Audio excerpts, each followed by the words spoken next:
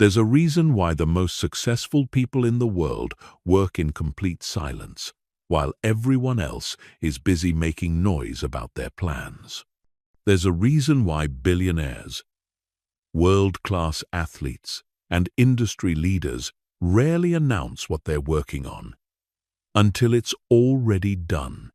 And there's a reason why the people who talk the most about their goals are usually the ones who achieve the least. What I'm about to share with you will completely change how you approach success, productivity, and personal development. Because here's the truth that nobody wants to tell you. Every time you seek external validation, every time you announce your plans, every time you work for applause instead of results, you're sabotaging your own potential. Most people are addicted to the feeling of being seen, being praised, being acknowledged for their efforts.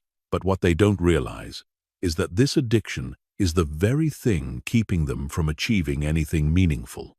While they're busy posting about their workout, the person who will actually get in shape is silently grinding in the gym.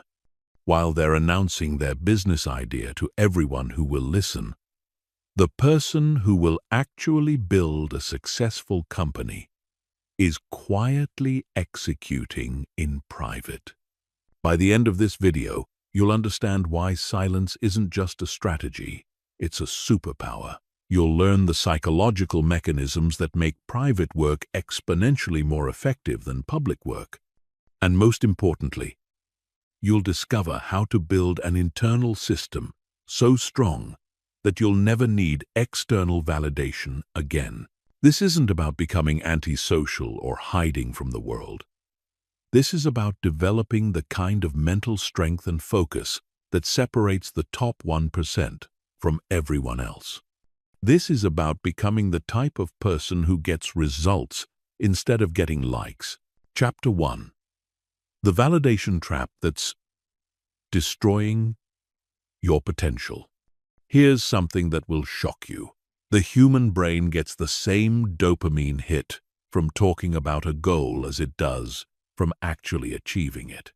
When you tell someone about your plan to start a business, to get in shape, to learn a new skill, your brain receives an immediate reward.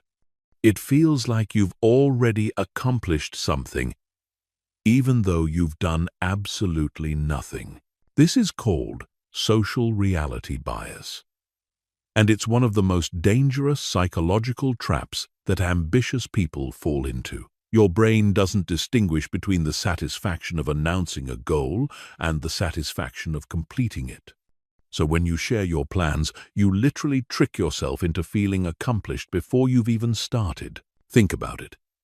How many times have you felt excited and motivated after telling someone about your latest project or goal?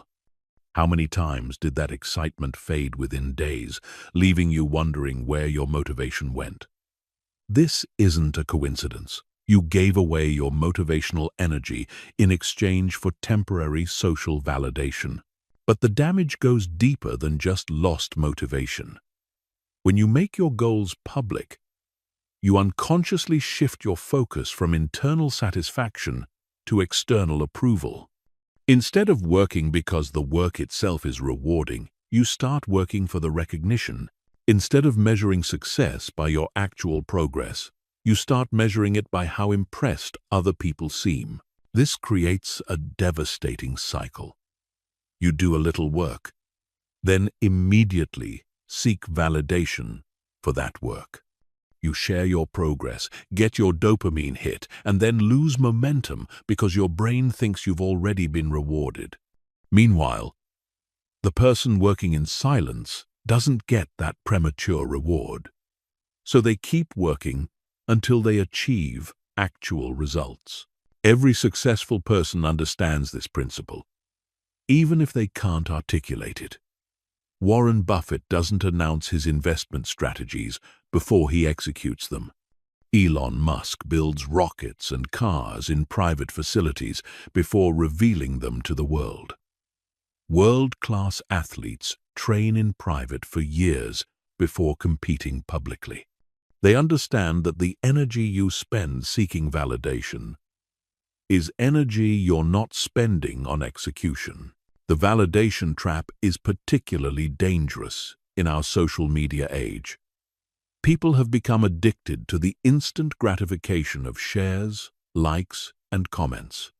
They post about their gym session before they've even finished their workout. They announce their business idea before they've even written a business plan. They share their goals as if the sharing itself is an achievement. But here's what they don't realize. Every time you seek external validation, you're essentially asking permission to feel good about yourself. You're giving other people control over your emotional state. You're making your confidence dependent on their approval. This is the opposite of the mental strength required for real success. The most dangerous part of the validation trap is that it feels productive. When you talk about your goals, when you post about your progress, when you seek advice and feedback, it feels like you're doing something important. Your brain interprets these social activities as progress toward your goal. But in reality, they're taking you further away from it. Consider the psychology of what happens when you announce a goal. First, you get immediate social recognition for your intention, which reduces your motivation to follow through. Second, you open yourself up to opinions, doubts, and discouragement from others. Third, you create external pressure that transforms intrinsic motivation into performance anxiety. Fourth, you shift your identity from someone who achieves to someone who talks about achieving. This is why most New Year's resolutions fail within weeks. People announce their resolutions publicly, get their social validation, and then unconsciously feel like they've already done something worthwhile. The brain's reward system has been activated prematurely, killing the drive that would have fueled actual progress. Successful people understand that there's a finite amount of mental energy available for any given goal. They can either spend that energy seeking approval, or they can spend it on execution. They choose execution every single time. They understand that the satisfaction of surprising people with results is infinitely more rewarding than the fleeting pleasure of impressing people with plans. Chapter 2. The Neuroscience of Silent Excellence. Your brain operates fundamentally differently when you work in private versus when you work for an audience. This isn't just philosophical, it's neurological. When you're working in silence, your brain activates what neuroscientists call the default mode network, a state that promotes deep thinking, creativity, and intrinsic motivation. When you're working for external validation, your brain shifts into social cognition mode. Instead of focusing purely on the task, part of your mental resources are constantly dedicated to imagining how others will perceive your work. This divided attention dramatically reduces your cognitive performance and creativity. Studies show that people who work in private exhibit stronger activation in the brain's reward centers when they complete tasks. Their brains release more dopamine from the intrinsic satisfaction of accomplishment. People who work publicly, however, become dependent on external sources of dopamine. Their brains literally rewire themselves to crave social approval rather than personal achievement. This neurological difference explains why some people can work for hours without needing breaks, while others constantly seek distractions and validation. The silent workers have trained their brains to find satisfaction in the work itself. The public workers have trained their brains to find satisfaction in other people's reactions to the work. But the neuroscience goes even deeper. When you work in silence, your brain enters what psychologists call a flow state more easily. Flow is characterized by complete absorption in an activity where time seems to disappear and performance reaches its peak. This state is almost impossible to achieve when part of your mind is focused on how others will judge your efforts. Silent work also activates the brain's intrinsic motivation pathways more strongly. When you're not working for external rewards, your brain develops stronger neural connections associated with curiosity, mastery, and purpose. These are the psychological drivers that sustain long-term effort and lead to breakthrough achievements. Consider what happens neurologically when you share your progress on social media.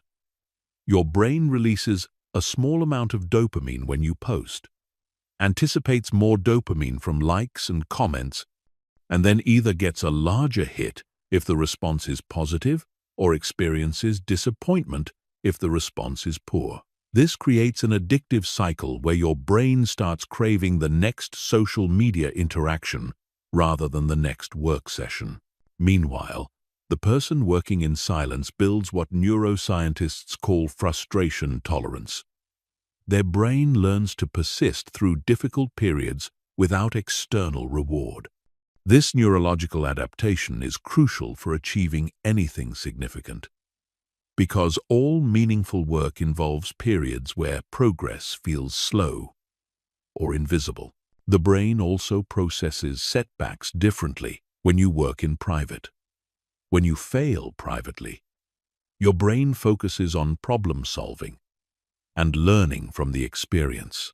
When you fail publicly, your brain focuses on managing social embarrassment and protecting your reputation. This difference in mental processing dramatically affects how quickly you can recover from mistakes and continue progressing. Another crucial neurological difference involves what psychologists call locus of control. People who work in silence develop an internal locus of control, meaning they believe their outcomes are determined by their own actions. People who work publicly develop an external locus of control, meaning they believe their outcomes are determined by other people's opinions and reactions. This might seem like a subtle distinction, but it has profound implications for mental resilience and long-term success. When you have an internal locus of control, setbacks feel temporary and controllable. When you have an external locus of control, setbacks feel permanent and overwhelming because you feel powerless to change other people's perceptions. The neuroscience also explains why silent workers tend to be more innovative. When you're not constrained by what others expect or approve of, your brain is free to explore unconventional solutions. You're not unconsciously limiting yourself to ideas that will be socially acceptable. This cognitive freedom is essential for breakthrough thinking. Silent work also develops what neuroscientists call cognitive endurance. Just like physical muscles grow stronger with resistance training, mental focus grows stronger with sustained private effort. People who work in silence for extended periods literally develop thicker prefrontal cortexes, the brain region responsible for sustained attention and self-control. Chapter 3. Why announcing your goals guarantees failure. When you announce a goal publicly, you're not just sharing information, you're fundamentally changing the psychological dynamics of achievement. You're transforming a personal journey into a public performance. And that transformation is almost always fatal to success. Here's the brutal truth. Announcing your goals satisfies your need for recognition before you've earned it. Your brain receives social acknowledgement for your intention, which reduces the psychological tension that drives action. This isn't a character flaw. It's basic human psychology.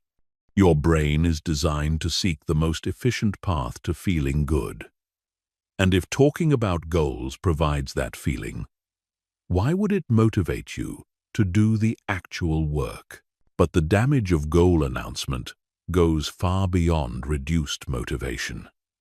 When you make your goals public, you invite other people to become stakeholders in your journey. Suddenly, your progress isn't just about you anymore. It's about maintaining your image, managing other people's expectations, and dealing with their opinions about your methods and timeline. This external pressure fundamentally changes how you approach the work. Instead of focusing on effective strategies, you start focusing on strategies that look good to others. Instead of measuring progress by objective results, you start measuring progress by whether other people seem impressed. Instead of adjusting your approach based on what's working, you become locked into the version of the plan you announced publicly. The psychology of public commitment also creates what researchers call performance anxiety. When you know people are watching and evaluating your progress, your brain shifts from learning mode to performance mode. In learning mode, mistakes are valuable feedback that help you improve. In performance mode, mistakes become threats to your reputation that must be avoided at all costs. This shift from learning to performance is devastating for skill development.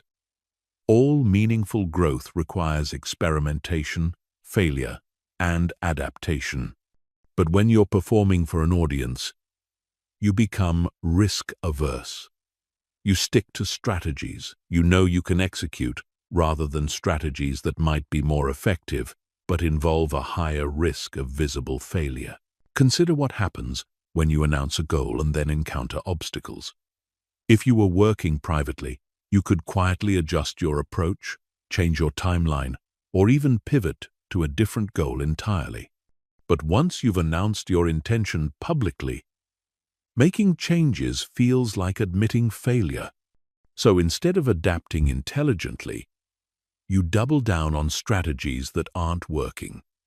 Because changing course would require public acknowledgement that your original plan was flawed. The social psychology of goal announcement also invites unwanted advice and discouragement. As soon as you share your goal, everyone becomes an expert on your situation. They start telling you why it's too difficult, why you should try a different approach, or why they know someone who failed at something similar.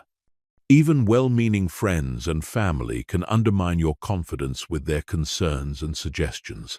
This constant input of other people's opinions creates mental noise that interferes with your ability to develop your own judgment about what's working. Instead of learning to trust your instincts and adjust based on your direct experience, you become confused by conflicting advice and uncertain about your own perceptions. The timing aspect of goal announcement is particularly damaging. Most people announce their goals at the very beginning of their journey, when they're feeling most motivated and optimistic. But beginnings are when you know the least about what you're actually going to encounter. The goal you announce in January might need to be completely reimagined by March, based on what you learn through execution. But if you've announced the January version publicly, you feel locked into it. You feel like changing course would make you look inconsistent or uncommitted. So you persist with an outdated plan rather than evolving intelligently based on new information. Public goal announcement also creates what psychologists call identity foreclosure. When you announce that you're going to become a successful entrepreneur, or get in the best shape of your life, or master a new skill, you're not just stating an intention, you're claiming an identity.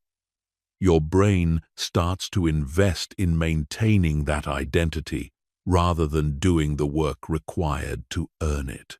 This is why you see people who talk constantly about being entrepreneurs but never actually start businesses, or people who identify as fitness enthusiasts but rarely exercise consistently.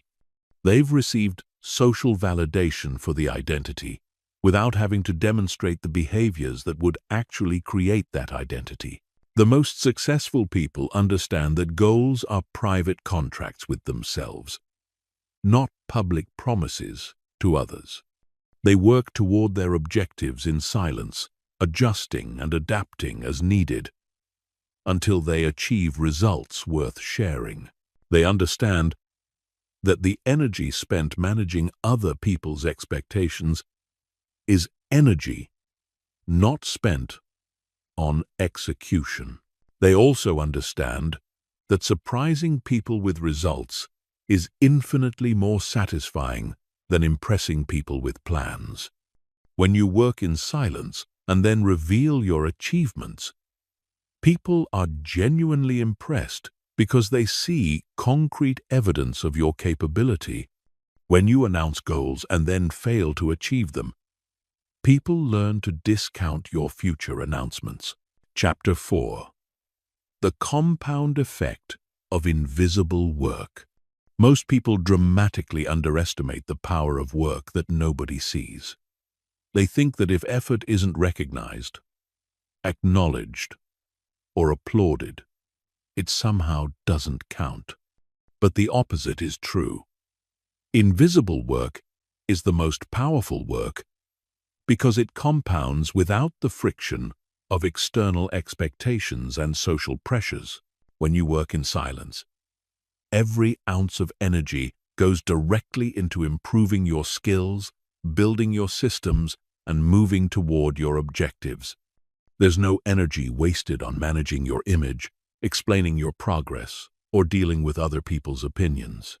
This efficiency advantage might seem small on any given day, but over months and years, it creates an enormous gap between silent workers and public workers. Think about compound interest in finance. A small difference in interest rate seems insignificant in the short term, but over decades, it creates dramatically different outcomes. The same principle applies to focused effort. Working in silence might only make you 5 or 10% more effective on any given day, but that advantage compounds exponentially over time. Consider two people with identical goals, identical starting points, and identical capabilities. One person works publicly, constantly sharing progress and seeking validation. The other works privately, channeling all energy into execution. In the first month, their results might be similar, but after a year, the silent worker will be significantly ahead. After 5 years, they'll be operating in completely different leagues. This happens because invisible work develops what psychologists call deep practice. When you're not performing for an audience, you can focus entirely on the aspects of your craft that need improvement, even if those aspects are boring or unglamorous. You can spend weeks working on fundamentals that won't impress anyone but will make you significantly better. Public workers, on the other hand, tend to focus on aspects of their work that are visible and impressive. They work on the parts of their craft that photograph well, that sound good in conversation, that generate social media engagement. But these aren't necessarily the parts that create real skill development or meaningful results. The compound effect of invisible work is particularly powerful in skill-based fields. When you practice a musical instrument in private, you can focus on the technical exercises that are necessary but not entertaining. When you practice publicly, you tend to focus on pieces that showcase your current abilities rather than pieces that stretch your capabilities.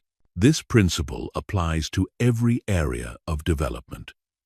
The entrepreneur working in silence can focus on building systems and solving real problems rather than networking and pitching. The athlete training in private can focus on their weaknesses rather than showcasing their strengths. The student learning in silence can focus on understanding difficult concepts rather than appearing smart in class discussions. Invisible work also compounds because it develops what researchers call intrinsic motivation. When your only reward comes from the satisfaction of improvement itself, you become addicted to getting better. Your brain starts craving the feeling of mastery rather than the feeling of recognition. This internal drive is sustainable indefinitely because it doesn't depend on other people's attention or approval. Public workers, by contrast, become dependent on external motivation. They need encouragement, acknowledgement, and validation to maintain their effort. But external motivation is unreliable and finite. Other people get bored with your journey, distracted by their own lives, or simply overwhelmed by the constant updates about your progress. The compound effect is also accelerated by what psychologists call deliberate practice. This is focused, uncomfortable effort designed to push you beyond your current capabilities. Deliberate practice is inherently private because it involves making mistakes, looking incompetent, and struggling with challenges that are beyond your current skill level. When you practice deliberately in public, you feel pressure to perform at your current level rather than push beyond it. You become reluctant to attempt things that might make you look bad, even if those attempts would accelerate your development. This reluctance to risk public failure significantly slows your rate of improvement. The mathematics of compound improvement are staggering. If you improve by just 1% per day through focused private effort, you become nearly 40 times better over the course of a year. Most people don't achieve this kind of improvement because they're constantly interrupting their work to seek validation, explain their progress, or manage other people's expectations. Invisible work also compounds because it develops pattern recognition and intuition. When you're deeply focused on your craft without external distractions, you start noticing subtle patterns and connections that others miss. You develop what experts call domain-specific intuition, an almost unconscious understanding of what works and what doesn't in your field. This intuitive understanding can't be developed through public work because it requires sustained, uninterrupted focus. When you're constantly switching between execution mode and explanation mode, your brain never develops the deep pattern recognition that separates experts from amateurs. The compound effect is why silent workers often seem to achieve sudden, overnight success.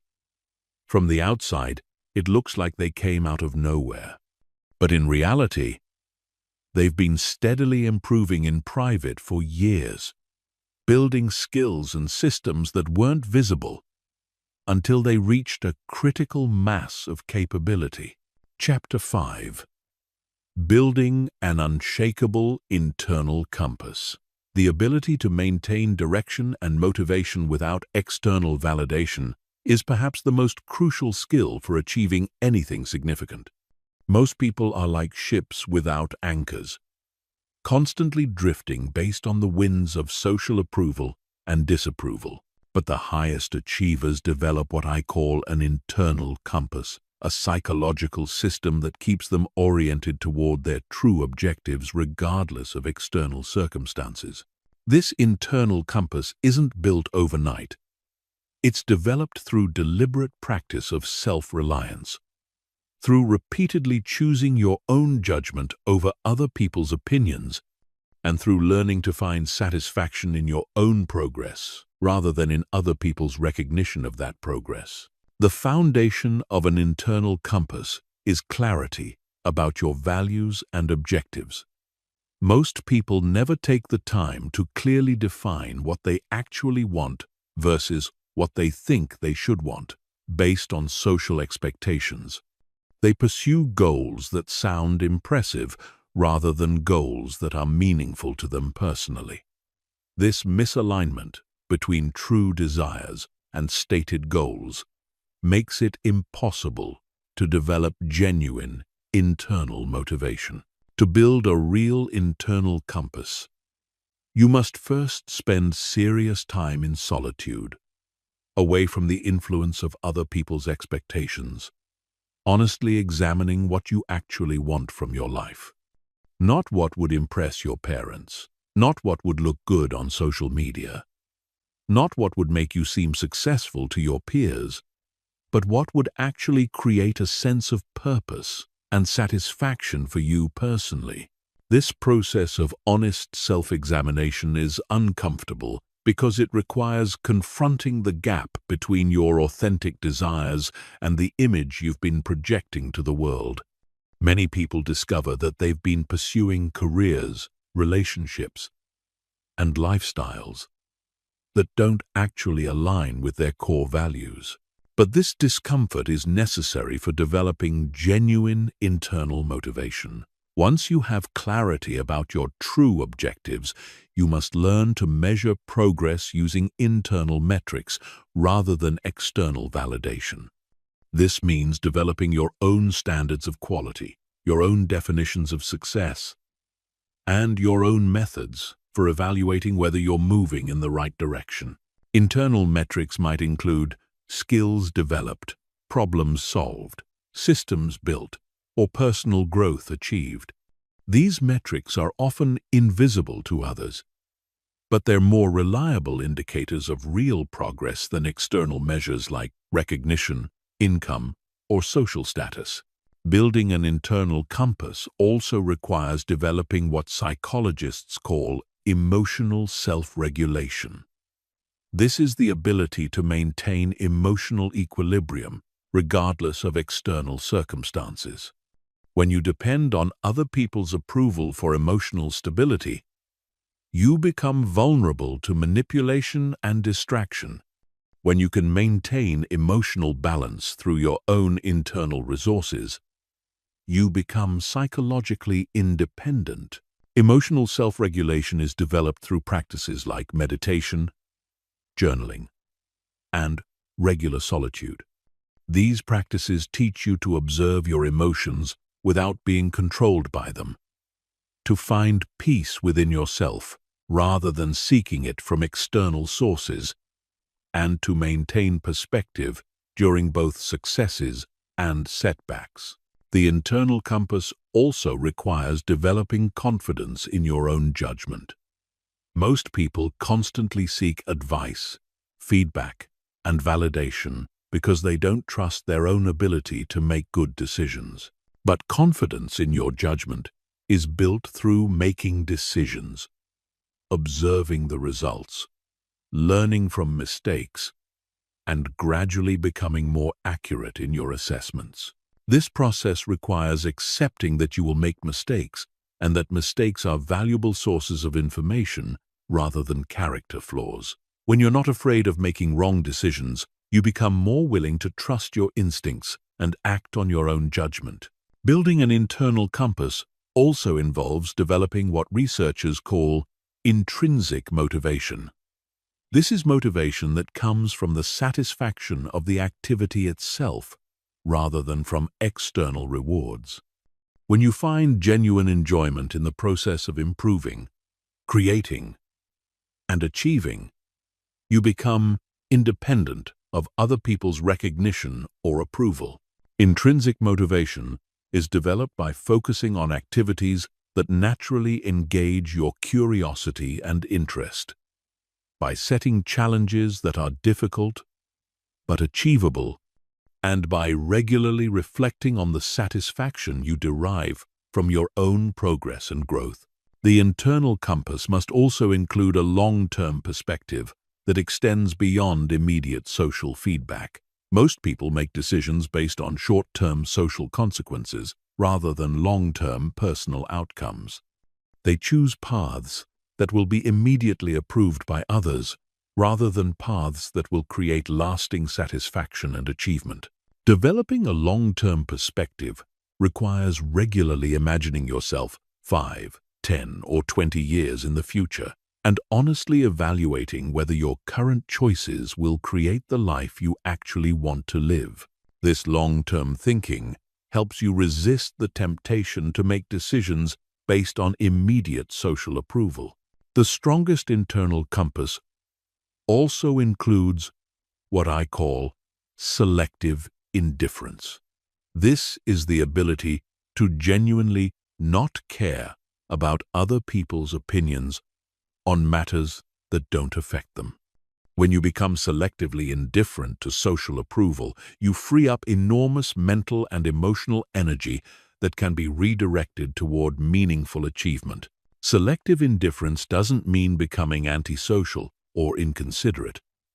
It means recognizing that other people's opinions about your personal choices are usually more about them than about you, and that seeking approval for every decision is a form of psychological dependency that prevents authentic self-expression and achievement. Chapter 6. The Art of Strategic Invisibility. Strategic invisibility is not about hiding from the world or avoiding all social interaction. It's about becoming selectively visible only when visibility serves your objectives. It's about understanding that attention is a finite resource, and every moment you spend in the spotlight is a moment you're not spending in deep work. The most successful people in history understood this principle intuitively. They worked obsessively in private, building their skills and creating their masterpieces away from public scrutiny, only revealing their work when it was ready to make maximum impact. They understood that premature visibility often kills great projects before they have a chance to reach their full potential. Consider the psychology of what happens when you work publicly. Every decision becomes a performance. Every strategy must be justified to an audience. Every setback becomes a public failure that requires explanation and damage control. This constant performance pressure fundamentally changes how you approach your work, shifting your focus from effectiveness to appearance. When you practice strategic invisibility, you free yourself from these psychological constraints. You can experiment with unconventional approaches without worrying about how they'll be perceived. You can fail quickly and cheaply without managing public embarrassment. You can pivot and adapt based purely on what's working rather than what looks consistent with your public image. The art of strategic invisibility begins with understanding the difference between productive visibility and vanity visibility. Productive visibility serves specific purposes: attracting customers, building partnerships, recruiting talent, or sharing valuable knowledge. Vanity visibility exists only to feed your ego and generate social validation. Most people engage almost exclusively in vanity visibility. They share their daily routines, their workout plans, their reading lists, their productivity systems. None of this serves any practical purpose other than generating likes and comments. Worse, it broadcasts their strategies to competitors and invites unwanted advice from people who haven't achieved what they're trying to achieve. Strategic invisibility requires developing what I call selective disclosure. This means carefully choosing what information to share, with whom, and when. Instead of broadcasting everything to everyone, you share specific information with specific people who can help you achieve specific objectives. For example, instead of posting about your business idea on social media, you might share it privately with potential mentors, customers, or partners who can provide valuable feedback or support. Instead of announcing your fitness goals publicly, you might work with a personal trainer who can help you achieve them more effectively. This selective approach to sharing information has multiple advantages. First, you get higher quality feedback because you're talking to people with relevant expertise rather than random social media followers. Second, you avoid the psychological trap of premature validation. Third, you maintain competitive advantage by keeping your strategies private until you're ready to execute them publicly. Strategic invisibility also involves understanding the timing of revelation. Most people reveal their work too early, when it's still rough and incomplete. This early revelation invites criticism that can discourage continued effort and suggestions that can derail your original vision. Strategic invisibility means waiting until your work is strong enough to speak for itself. The timing principle applies to every type of project. If you're building a business, you reveal it when you have paying customers and proven systems, not when you have an idea and a business plan. If you're developing a skill, you reveal it when you can demonstrate competence, not when you're still learning the basics. If you're working on personal transformation, you reveal it through your results, not through your intentions. This approach to timing creates what psychologists call the revelation advantage. When you reveal high-quality work that nobody expected, people are genuinely impressed because they see concrete evidence of your capability. When you reveal plans and promises, people become skeptical because they've heard similar promises before from people who didn't deliver. Strategic invisibility also protects you from what researchers call social interference. This is the tendency for other people's opinions and expectations to unconsciously influence your decisions and behaviors. When you work publicly, you become susceptible to groupthink, peer pressure, and external validation seeking that can pull you away from your original vision. Working invisibly allows you to develop what I call authentic voice. This is your natural approach to problems and challenges, unfiltered by social expectations or conventional wisdom. Authentic voice can only be developed in private, through extensive experimentation and reflection, without the influence of other people's preferences and biases. The development of authentic voice is crucial for creating breakthrough work. All significant innovations come from people who were willing to ignore conventional wisdom and follow their own insights. But these insights can only emerge when you're free from the psychological pressure to conform to other people's expectations. Strategic invisibility also involves managing your energy and attention as finite resources. Every interaction with other people about your work requires mental energy that could be spent on the work itself. Every social media post requires time and attention that could be directed toward meaningful progress. When you practice strategic invisibility, you become highly protective of your mental resources.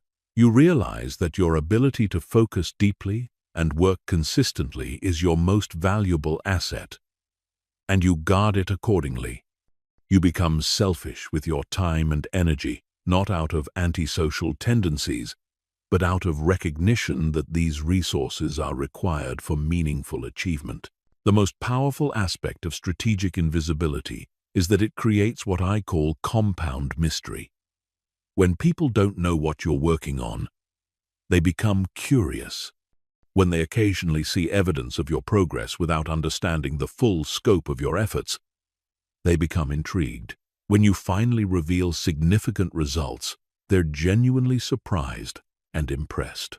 This compound mystery creates a psychological effect where people assume you're more capable than they previously thought. They start to wonder what else you might be working on in private. They begin to see you as someone who gets things done rather than someone who talks about getting things done. Strategic invisibility ultimately transforms your reputation from someone who has good intentions to someone who delivers unexpected results. This transformation in how others perceive you creates opportunities and advantages that are impossible to achieve through conventional self-promotion. Chapter 7. Systems for Sustained Solo Execution. Working alone for extended periods without external accountability or social support requires a completely different set of systems than working in public with constant feedback and encouragement. Most people fail at solo execution because they try to use social strategies in solitary environments, or they assume willpower and motivation will be sufficient to sustain long-term effort. The reality is that sustained solo execution requires carefully designed systems that replace the psychological functions normally provided by social interaction.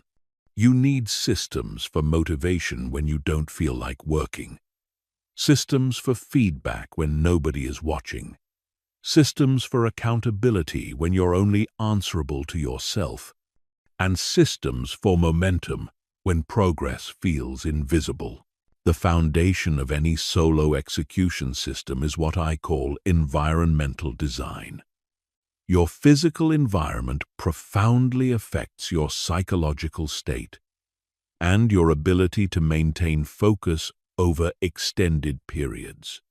When you work alone, your environment becomes your primary source of behavioral cues and emotional regulation.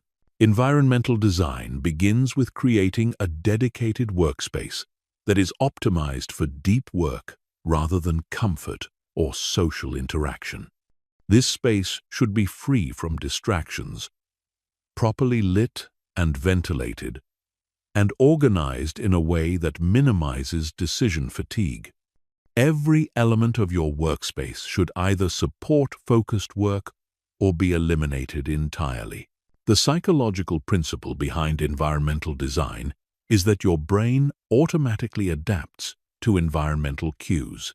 When you consistently work in the same optimized environment, your brain begins to associate that space with focused productivity.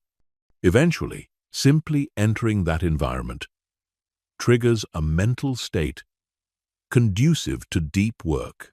But environmental design extends beyond your physical workspace to include digital environment management. When you work alone, you're particularly vulnerable to digital distractions because there's nobody else around to maintain social pressure for focus.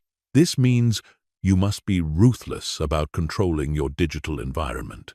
Effective digital environment management includes using apps that block distracting websites, keeping your phone in another room during work sessions, using a separate device for work that doesn't have entertainment applications, and designing your digital interfaces to minimize the cognitive load of simple tasks. The next crucial system for solo execution is what I call structured autonomy. This is a framework that provides the benefits of structure and accountability, while maintaining the flexibility and independence that make solo work attractive. Structured autonomy involves creating personal deadlines, progress milestones, and performance standards that are just as demanding as external requirements, but are self-imposed and self-monitored. Structured autonomy requires developing what psychologists call self-regulatory skills.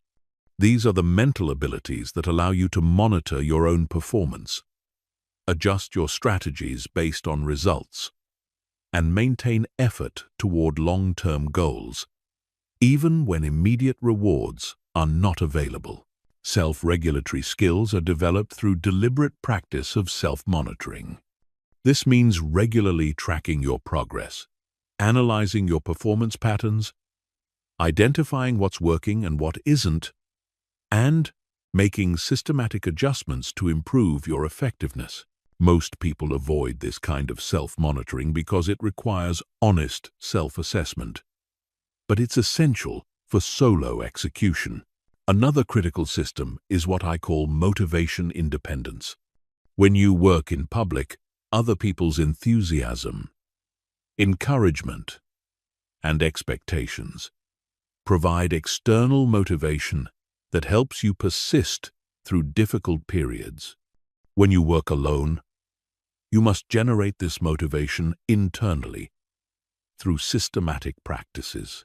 Motivation independence is built through understanding your personal motivation triggers and designing systems that activate these triggers consistently. Some people are motivated by progress tracking, others by challenging goals, others by meaningful purposes, and others by competitive benchmarks. The key is identifying your specific motivation patterns and building systems around them. For example, if you're motivated by progress visualization, you might create detailed tracking systems that show your improvement over time. If you're motivated by challenge, you might set increasingly difficult milestones that push your capabilities. If you're motivated by purpose, you might regularly remind yourself of the larger meaning behind your work. Solo execution also requires developing what I call feedback independence. In social environments, other people provide constant feedback about your performance, helping you stay calibrated and adjust your approach.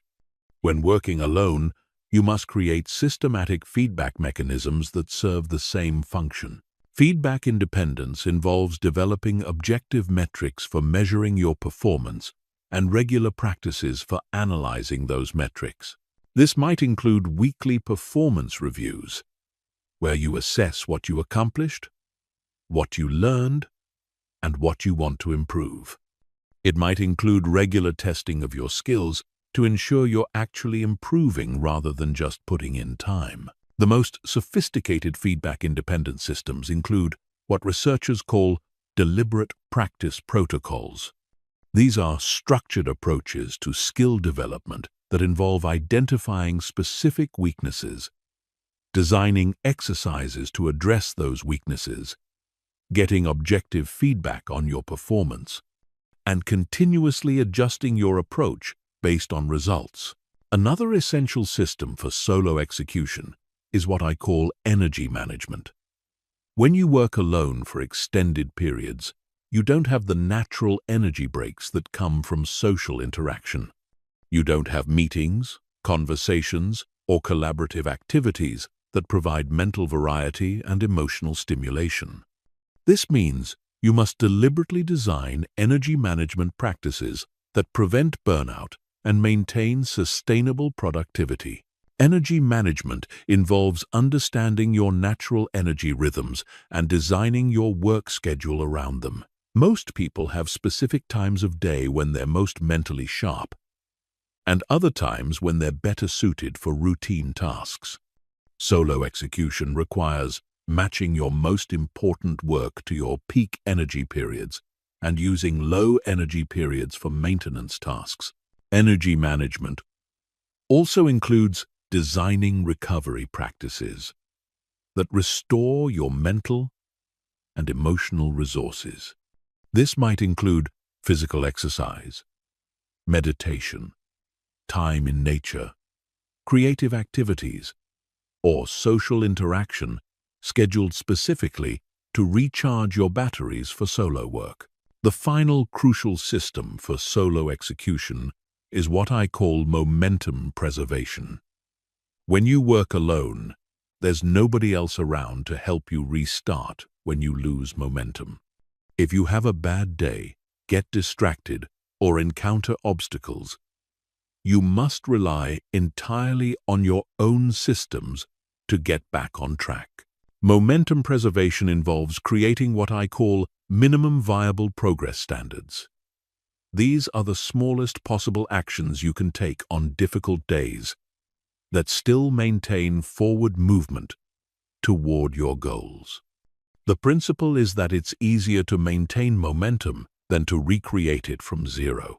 Momentum preservation also includes developing what psychologists call implementation intentions. These are pre-planned responses to common obstacles and setbacks. Instead of improvising when you encounter difficulties, you have predetermined strategies for getting back on track quickly. Chapter 8. Mental Frameworks for Handling Isolation and Doubt. Working in silence inevitably brings you face to face with two psychological challenges that derail most people's solo efforts. The isolation that comes from working without social support, and the doubt that emerges when you can't validate your progress through external feedback. These challenges are not character weaknesses. They're predictable psychological responses to solitary work that require systematic mental frameworks to overcome. The isolation challenge is particularly difficult because humans are fundamentally social creatures. We're evolutionarily designed to seek group membership and social validation. When you choose to work in isolation, you're essentially fighting against millions of years of evolutionary programming that associates solitude with danger and group exclusion with death. Understanding this evolutionary context is crucial for developing effective frameworks for handling isolation. Your brain's discomfort with prolonged solitude isn't irrational. It's adaptive. But this adaptive response is designed for survival in social groups, not for achievement in modern environments, where deep work often requires extended periods of solitude. The first mental framework for handling isolation is what I call productive solitude reframing. Instead of viewing isolation as loneliness or social rejection, you learn to frame it as protected time for deep work and personal development. You transform the narrative from "I'm alone because I'm avoiding people" to "I'm alone because I'm choosing to invest in my future." This reframing requires conscious practice because your default mental patterns will tend toward the negative interpretation. You must deliberately remind yourself that your solitude is temporary, voluntary, and purposeful. You're not isolated because you're incapable of social connection. You're isolated because you're disciplined enough to prioritize long-term achievement over short-term social pleasure. Productive solitude reframing also involves recognizing that different types of people require different amounts of social interaction to function optimally. Extroverts typically need more frequent social contact, while introverts often find prolonged social interaction draining. Understanding your own social needs allows you to design isolation periods that challenge you without overwhelming you. The second framework for handling isolation is what I call delayed social gratification. This involves consciously postponing social rewards until after you've completed significant work. Instead of using social interaction as a distraction from difficult tasks, you use it as a reward for completing them. Delayed social gratification requires developing what psychologists call impulse control around social desires. When you feel the urge to text a friend, check social media, or engage in casual conversation, you acknowledge the urge without immediately acting on it. You promise yourself social interaction after you've completed a predetermined amount of work. This framework transforms social interaction from a distraction into a motivation tool. Instead of social needs interfering with your work, they become incentives that drive you to complete your tasks more efficiently. The social interaction becomes more enjoyable because you've earned it through productive effort. The third framework is developing what I call internal social connection. This involves building a rich internal dialogue that provides some of the psychological benefits normally derived from external social interaction. Internal social connection includes practices like journaling, self-reflection, and imaginary conversations with mentors or role models.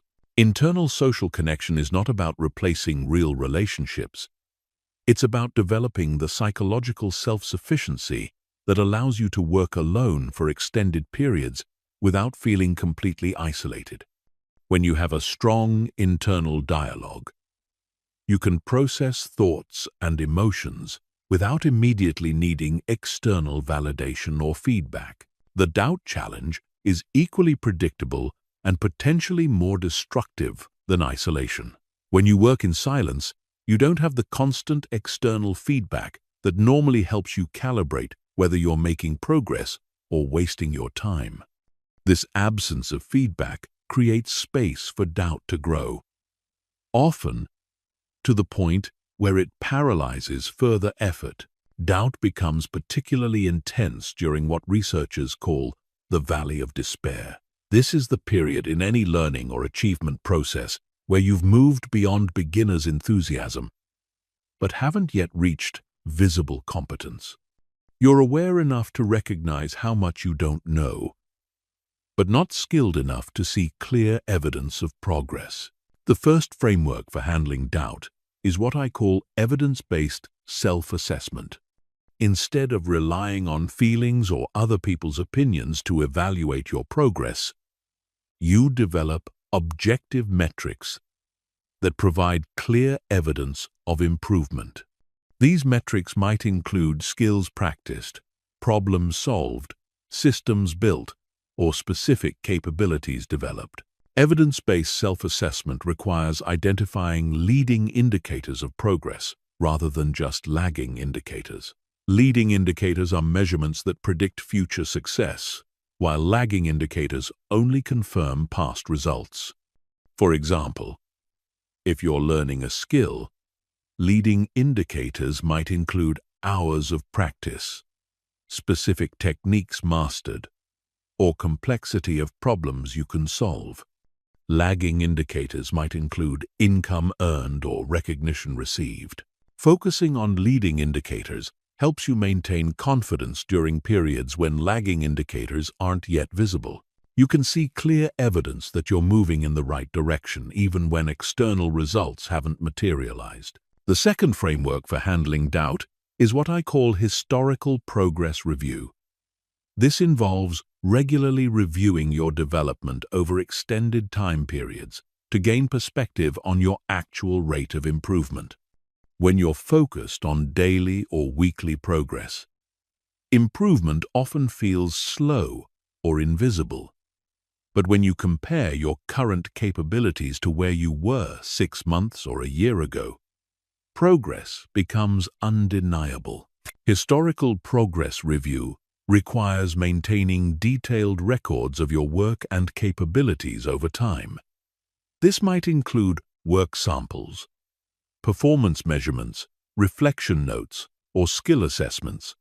The key is creating objective documentation that allows you to see your development trajectory clearly. The third framework for handling doubt is what I call productive uncertainty tolerance. Instead of viewing uncertainty and doubt as problems to be eliminated, you learn to see them as natural and even beneficial aspects of ambitious work. All meaningful achievement involves venturing into uncertain territory where success is not guaranteed.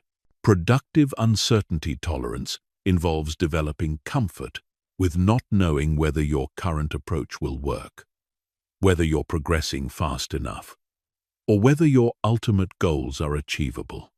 You learn to persist through uncertainty by focusing on process rather than outcomes, effort rather than results, and learning rather than performance. This framework requires shifting your identity from someone who needs to know they're going to succeed to someone who's committed to discovering what's possible through sustained effort. You become more interested in the experiment than in predicting the results. The fourth framework is developing what I call doubt as information, rather than doubt as identity.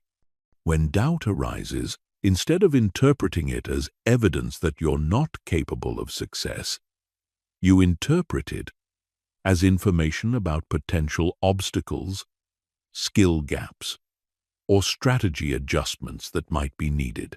This reframing allows you to use doubt productively rather than being paralyzed by it. When you feel doubt about your progress, you ask specific questions.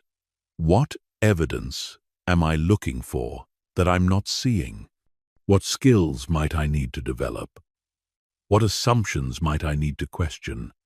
What feedback might I need to seek? Chapter 9. How to transform solitude into competitive advantage. While most people view solitude as a necessary evil or a temporary sacrifice required for deep work, the highest achievers understand that solitude itself can become a competitive advantage.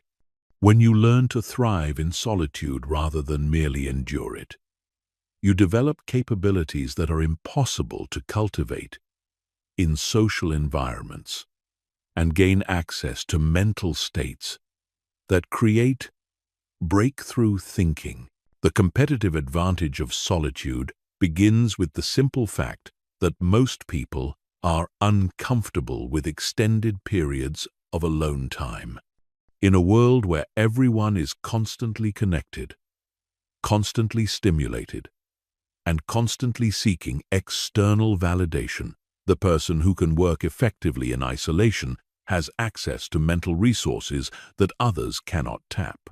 This advantage compounds because the problems worth solving, the skills worth developing, and the projects worth completing all require sustained attention that is impossible to maintain in social environments.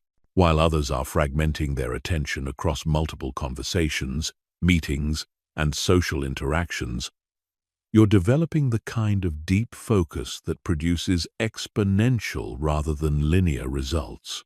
The first way to transform solitude into competitive advantage is through what I call depth amplification. When you're alone for extended periods, your mind naturally moves from surface-level processing to deeper levels of analysis and synthesis.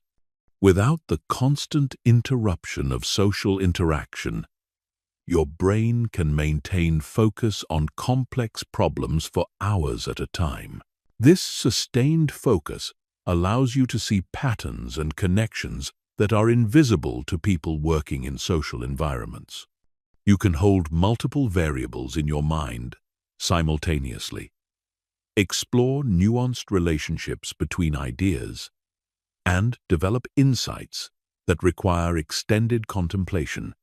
These insights become competitive advantages because they're unavailable to people who never create space for deep thinking. Depth amplification also allows you to develop what researchers call domain expertise more rapidly than people who divide their attention between work and social interaction. When you can focus intensively on skill development without social distractions, you progress through the stages of competence much faster. The second transformation involves developing what I call creative solitude. This is the ability to use alone time not just for execution but for genuine innovation and breakthrough thinking. Creative solitude requires learning to be comfortable with mental uncertainty, allowing your mind to wander and explore without immediately seeking external input or validation. Most people are uncomfortable with the mental uncertainty that precedes creative breakthroughs. They immediately seek other people's opinions, research what others have done, or look for external validation of their ideas. But breakthrough thinking requires spending extended time with uncertain, incomplete, or unconventional ideas before they're ready for social evaluation. Creative solitude allows you to explore ideas that would be dismissed or discouraged in social environments. You can pursue unconventional approaches, experiment with seemingly impractical solutions, and develop original thinking without the pressure to immediately justify your approach to others.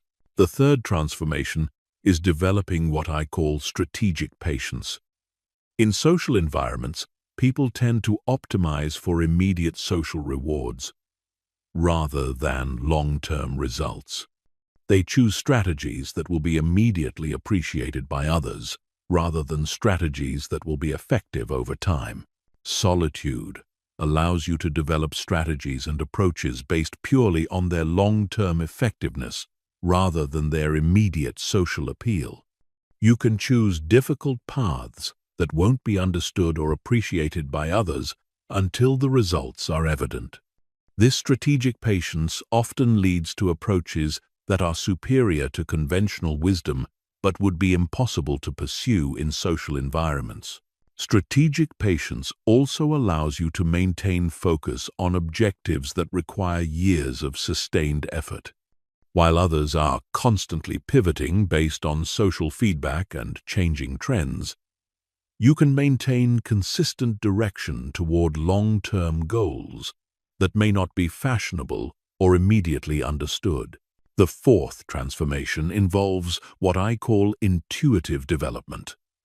When you spend extended time alone with your work, you develop a kind of intuitive understanding that transcends conscious analysis.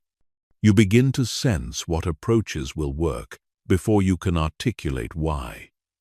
You develop instincts about your field that allow you to make rapid decisions without extensive research or consultation. This intuitive development is impossible in social environments because it requires sustained, uninterrupted engagement with your domain of expertise. When you're constantly switching between execution mode and social mode, your brain never develops the deep pattern recognition that creates intuitive expertise. Intuitive development becomes a competitive advantage because it allows you to move faster than people who need to analyze every decision consciously or seek input from others before acting. You can trust your instincts because they're based on extensive solitary practice and observation. The fifth transformation is developing what I call independent judgment. In social environments, people's opinions are constantly influenced by groupthink, social proof, and the desire to maintain relationships. Even when they try to think independently, they're unconsciously adjusting their perspectives to align with social expectations. Solitude allows you to develop genuine independent judgment because you're free from immediate social pressures. You can evaluate ideas, strategies, and opportunities based purely on their merit, rather than on how they'll be perceived by others. This independent judgment often leads to contrarian positions that prove to be correct over time. Independent judgment becomes a competitive advantage because most valuable opportunities and insights are contrarian by nature. If everyone recognized them as valuable, they would already be exploited. The ability to recognize value that others miss requires freedom from social consensus. The sixth transformation involves what I call emotional independence. In social environments, people's emotional states are constantly influenced by other people's moods, reactions, and energy levels. This emotional dependency makes it difficult to maintain consistent performance and decision-making quality. Solitude teaches you to generate positive emotional states internally rather than depending on external sources. You learn to find satisfaction in your own progress, excitement in your own discoveries, and motivation from your own sense of purpose. This emotional independence makes you more resilient and more consistent in your performance. The final transformation is developing what I call compound clarity. When you spend extended time alone with your thoughts and work, you gradually develop crystal clear understanding of your objectives, values, and priorities. This clarity is impossible to achieve in social environments because other people's perspectives constantly influence and cloud your thinking. Compound clarity becomes a competitive advantage because it allows you to make decisions quickly and maintain consistent direction over long periods. While others are confused by conflicting advice and changing social pressures, you have unwavering clarity about what you're trying to achieve and why. Chapter 10. The Psychology of Delayed Gratification Mastery. The ability to delay gratification is perhaps the single most important psychological skill for achieving anything significant. Every meaningful goal requires giving up immediate pleasures in exchange for future rewards that may not materialize for months or years. Yet most people are psychologically incapable of sustained, delayed gratification because they've never learned to manage the psychological discomfort that comes with deferred rewards. Working in silence is essentially an extreme form of delayed gratification. You give up the immediate pleasure of social recognition in exchange for the eventual satisfaction of achieving meaningful results. You sacrifice the constant dopamine hits of external validation for the deeper but delayed satisfaction of genuine accomplishment. Understanding the psychology of delayed gratification is crucial because willpower alone is insufficient for sustained effort over long periods. Delayed gratification requires systematic psychological strategies that make deferred rewards feel more real and immediate rewards feel less compelling. The first principle of delayed gratification mastery is what psychologists call temporal perspective. Most people have poor temporal perspective, meaning they experience immediate rewards as vivid and compelling, while future rewards feel abstract and uncertain. This psychological bias makes it extremely difficult to choose long-term benefits over short-term pleasures. Developing accurate temporal perspective requires regularly visualizing your future self and the consequences of your current choices. You must make future rewards feel as real and compelling as immediate rewards. This involves detailed mental rehearsal of achieving your goals, regular reflection on your long-term objectives, and conscious attention to the compound effects of daily choices. Temporal perspective also requires honestly confronting the consequences of choosing immediate gratification over delayed rewards. Most people avoid thinking about these consequences because it's psychologically uncomfortable. But accurate assessment of both paths, immediate gratification and delayed gratification, is essential for making rational long-term decisions. The second principle is what I call gratification substitution. Instead of simply denying yourself immediate pleasures, you learn to find alternative sources of immediate satisfaction that support rather than undermine your long-term goals. This involves identifying activities that provide immediate pleasure while also contributing to your future objectives. Gratification substitution might involve finding immediate pleasure in the process of skill development, rather than just the eventual results. It might involve creating short-term milestones that provide regular feelings of accomplishment within longer-term projects. It might involve developing appreciation for the effort itself, rather than just the outcomes that effort produces. The key insight behind gratification substitution is that you don't need to eliminate immediate pleasure. You just need to align immediate pleasure with long-term objectives. When you can find genuine satisfaction in productive activities, delayed gratification becomes much easier because you're not constantly fighting against your desire for immediate rewards.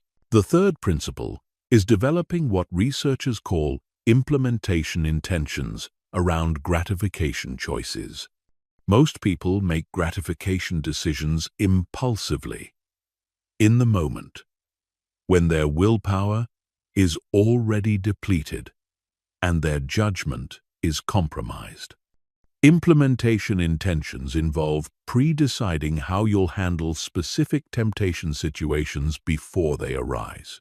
Implementation intentions might include pre-planned responses to social media urges, predetermined rewards for completing difficult tasks, or specific strategies for handling discouragement or boredom. The key is making these decisions when you're mentally fresh and motivated, rather than when you're tired and tempted. This advanced decision-making dramatically improves your ability to stick to long-term plans because you're not relying on in-the-moment willpower to make good choices. You're implementing decisions that you made when you had better judgment and stronger motivation. The fourth principle is what I call progress amplification.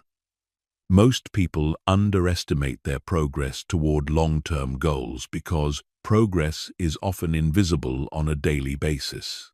This invisible progress makes it psychologically difficult to continue deferring immediate gratification because the delayed rewards don't feel real or achievable. Progress amplification involves creating systems that make incremental progress more visible and psychologically rewarding. This might include detailed tracking systems, regular progress reviews, visual representations of improvement, or celebrations of process milestones, rather than just outcome achievements. The goal is to create a psychological sense of momentum and progress, even when external results aren't yet visible. When you can see clear evidence that you're moving toward your goals, delayed gratification becomes easier because the future rewards feel more certain and achievable. The fifth principle is developing what psychologists call ego depletion resistance. Ego depletion is the psychological phenomenon where your willpower and self-control become weaker throughout the day as you use them to make decisions and resist temptations. Most people's delayed gratification ability deteriorates significantly when they're tired, stressed, or mentally depleted. Ego depletion resistance involves building psychological stamina through graduated challenges and developing systems that reduce the willpower required for good decisions. Instead of relying on constant willpower to resist temptations, you structure your environment and routines to minimize temptation exposure and make good choices easier. This might involve eliminating temptations from your environment, creating automatic systems that reduce decision fatigue, or scheduling your most challenging delayed gratification requirements during times when your willpower is strongest. The sixth principle is what I call compound identity development. Your ability to delay gratification is strongly influenced by your identity and self-concept.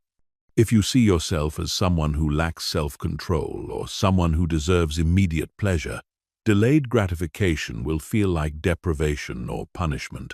Compound identity development involves gradually building an identity as someone who finds satisfaction in long-term achievement rather than immediate pleasure. You consciously develop pride in your ability to defer gratification and view this ability as a core part of your character rather than a temporary sacrifice. This identity shift makes delayed gratification feel empowering rather than restrictive. Instead of feeling like you're denying yourself something good, you feel like you're expressing your values and character. The delayed gratification becomes a source of self-respect rather than self-denial. The final principle is understanding what researchers call the gratification paradox. The gratification paradox states that people who become skilled at delayed gratification actually experience more pleasure and satisfaction than people who constantly seek immediate gratification. This happens because delayed rewards are typically larger and more meaningful than immediate rewards, and because the process of earning rewards through effort creates deeper satisfaction than receiving them without effort. Understanding the gratification paradox helps you reframe delayed gratification from sacrifice to investment. You're not giving up pleasure, you're investing present effort to create greater future pleasure. You're not denying yourself rewards, you're choosing higher quality rewards that require more time to obtain. Chapter 11. The compound power of invisible systems. The difference between people who achieve extraordinary results and those who remain average isn't talent, luck, or even work ethic. It's the invisible systems they build behind the scenes that create exponential rather than linear progress. While most people focus on individual actions and daily habits, the highest achievers understand that systems are what transform effort into outcomes. When you work in silence, you have the mental space and sustained focus required to build sophisticated systems that would be impossible to develop in social environments. These systems become force multipliers that allow you to achieve results that seem impossible to outside observers who only see the final outcomes without understanding the invisible infrastructure that created them. The power of invisible systems lies in their compound nature. Each system you build makes every other system more effective. Your productivity system amplifies your learning system. Your learning system enhances your decision-making system. Your decision-making system improves your goal-setting system. Over time, these interconnected systems create a multiplicative effect, where small improvements in individual systems create massive improvements in overall results. Most people never develop real systems because system building requires extended periods of experimentation, refinement, and optimization that are incompatible with the constant social interaction and external validation seeking that characterizes normal social behavior. System building is inherently private work that produces invisible results until the systems reach a critical mass of effectiveness. The first category of invisible systems is what I call input optimization systems. These are the systems that control what information, experiences, and influences you allow into your mind. Most people are passive consumers of whatever information happens to cross their path through social media, news, conversations, and random internet browsing. This passive consumption fills their minds with irrelevant, contradictory, or actively harmful information that interferes with clear thinking and effective decision-making. Input optimization systems involve becoming extremely selective about information sources, deliberately seeking out high-quality information that supports your objectives, and systematically filtering out information that doesn't serve your goals. This might involve curated reading lists, selective social media consumption, strategic podcast choices, or deliberate conversation partners. The compound effect of input optimization is enormous because the quality of your thinking is directly related to the quality of your information inputs. When you consistently consume high-quality information aligned with your goals, your thinking gradually becomes more sophisticated, your insights become more valuable, and your decisions become more effective. The second category is processing optimization systems. These are the systems that control how you analyze, synthesize, and learn from the information and experiences you encounter.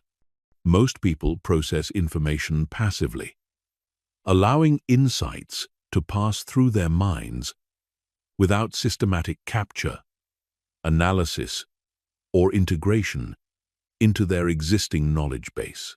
Processing optimization systems involve developing systematic approaches to learning from every experience, capturing insights through writing or recording, connecting new information to existing knowledge, and regularly reviewing and synthesizing accumulated insights. This might involve structured note-taking systems, regular reflection practices, knowledge management databases, or systematic review processes. The compound effect of processing optimization means that every experience becomes a source of learning and improvement rather than just something that happens to you. Over time, this systematic processing creates deep expertise and wisdom that would be impossible to develop through passive experience alone. The third category is output optimization systems. These are the systems that control how you translate your knowledge, insights, and energy into concrete results. Most people work inefficiently because they've never systematically analyzed and optimized their work processes. They use whatever methods they learned initially, without ever examining whether those methods are actually effective. Output optimization systems involve systematically experimenting with different work methods, measuring the results of different approaches, identifying the specific techniques that produce the best results for your particular circumstances, and continuously refining your methods based on evidence rather than habit or assumption. The compound effect of output optimization means that the same amount of effort produces increasingly better results over time. Instead of just working harder, you work more intelligently, focusing your effort on the specific activities and approaches that create disproportionate results. The fourth category is feedback optimization systems. These are the systems that help you accurately assess your performance and make intelligent adjustments to your approach. Most people receive poor feedback because they rely on other people's opinions or superficial metrics that don't actually indicate real progress or effective performance. Feedback optimization systems involve developing objective measures of real progress, creating systematic review processes that identify what's working and what isn't, and establishing regular cycles of experimentation and adjustment based on evidence rather than assumptions or emotions. The compound effect of feedback optimization means that you continuously improve rather than just repeating the same approaches indefinitely. You develop the ability to self-correct and self-improve without depending on external feedback or guidance. The fifth category is energy optimization systems. These are the systems that control how you generate, conserve, and deploy your mental and physical energy for maximum effectiveness. Most people manage their energy poorly because they've never systematically studied their own energy patterns or developed deliberate practices for optimizing their performance. Energy optimization systems involve understanding your natural energy rhythms, identifying the specific activities and practices that restore versus deplete your energy, scheduling your most important work during peak energy periods, and developing systematic practices for maintaining high performance over extended periods. The compound effect of energy optimization means that you can sustain high-level performance for much longer periods than people who haven't optimized their energy management. You become capable of working at peak effectiveness for hours or days at a time, while others struggle to maintain focus for even short periods. The sixth category is decision optimization systems. These are the systems that help you make better decisions more efficiently by reducing decision fatigue, improving decision quality, and accelerating decision speed.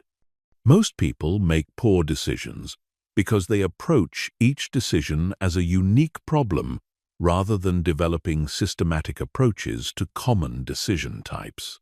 Decision optimization systems involve identifying recurring decision patterns, developing decision frameworks for common situations, creating decision criteria that align with your long-term objectives, and establishing systematic processes for major decisions that require extensive analysis.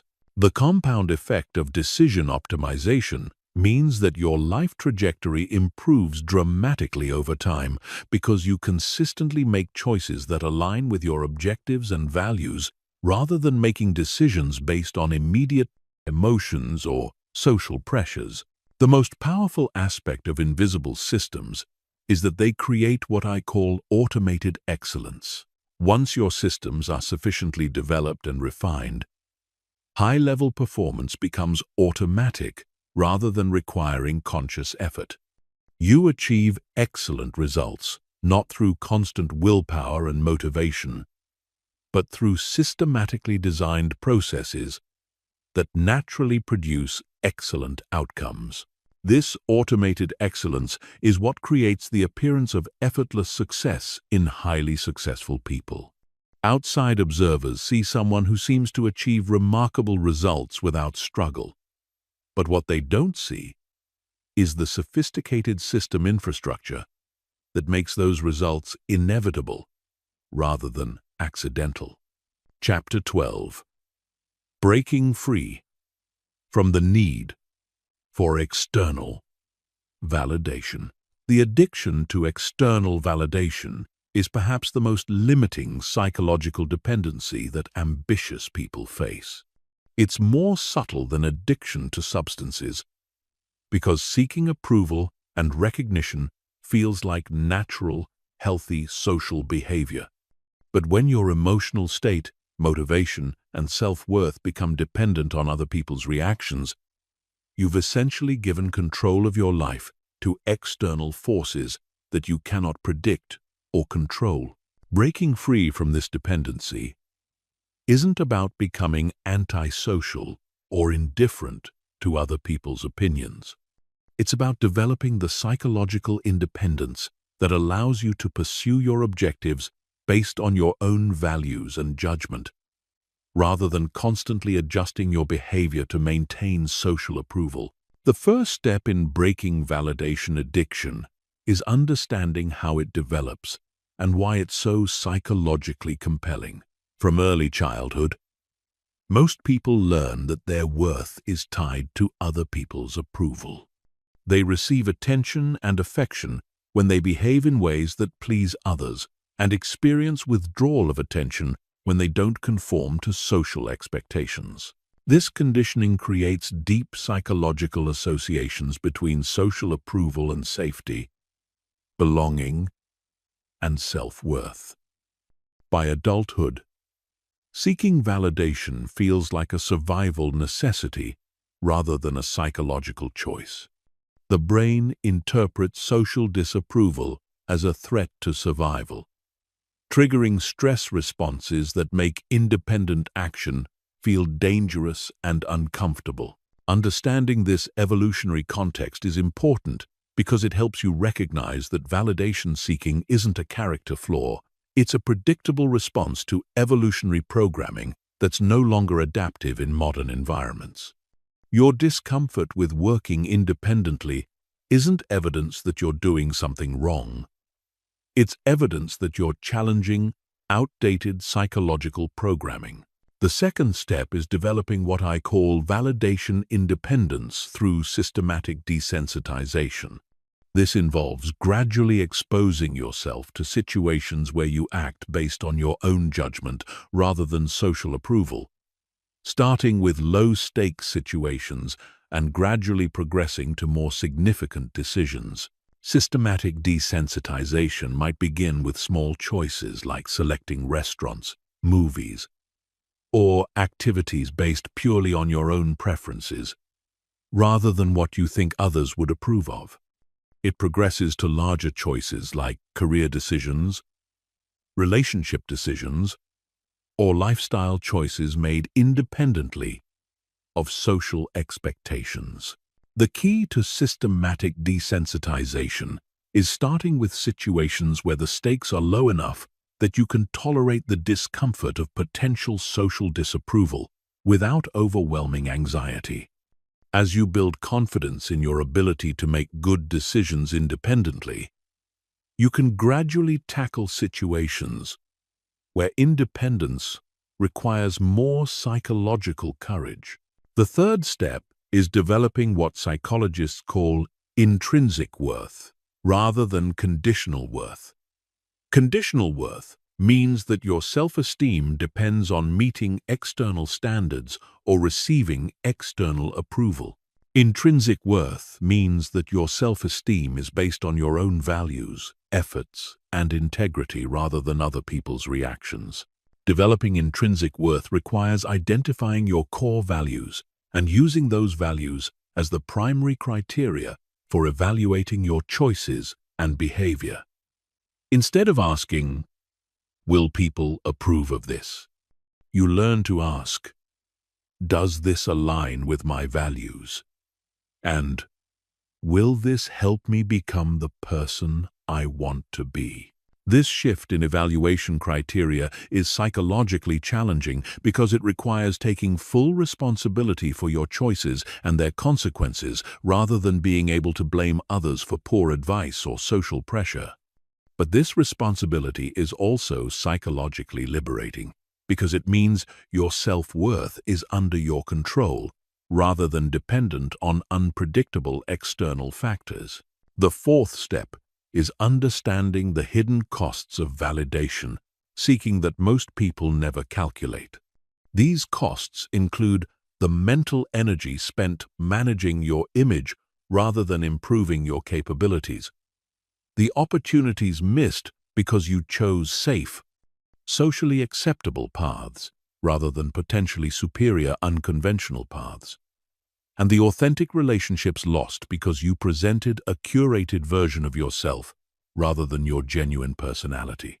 The most significant hidden cost is what I call life trajectory distortion. When you make major life decisions based on social approval rather than personal values and long-term objectives, you can end up living someone else's version of success rather than creating your own. You might achieve external markers of success while feeling internally empty because those markers don't align with what actually creates meaning and satisfaction for you personally. Calculating these hidden costs honestly often reveals that validation seeking is much more expensive than it initially appears. The immediate comfort of social approval comes at the price of long-term authenticity, effectiveness, and life satisfaction.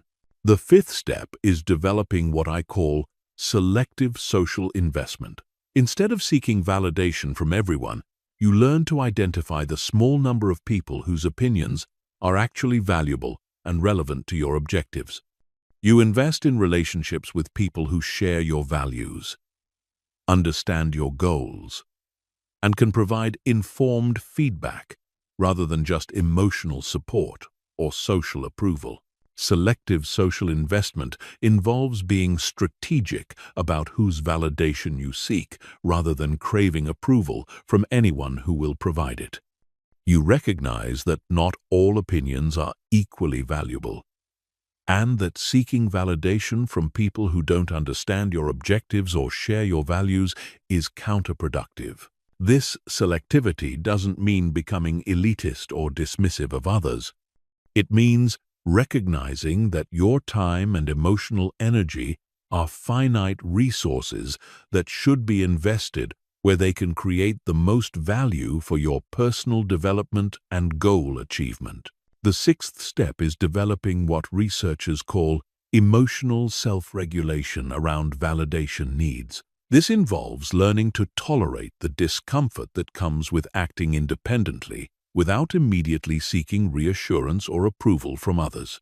Emotional self-regulation around validation involves recognizing when you're feeling the urge to seek external approval, acknowledging that feeling without immediately acting on it, and using internal resources like self-reflection, value alignment, or long-term perspective to restore emotional equilibrium. This skill is developed through practice and gradually builds your confidence in your ability to maintain emotional stability without constant external feedback. As this confidence grows, independent action becomes more comfortable and sustainable. The seventh step is understanding the paradox of validation independence. The paradox is that people who don't need external validation often receive more genuine respect and admiration than people who constantly seek it. When you demonstrate the confidence to act based on your own judgment, others perceive you as more competent and trustworthy. This paradox occurs because validation-seeking signals insecurity and dependence, while validation independence signals confidence and competence. People are naturally drawn to individuals who seem secure in their own judgment because it suggests they have valuable insights and capabilities.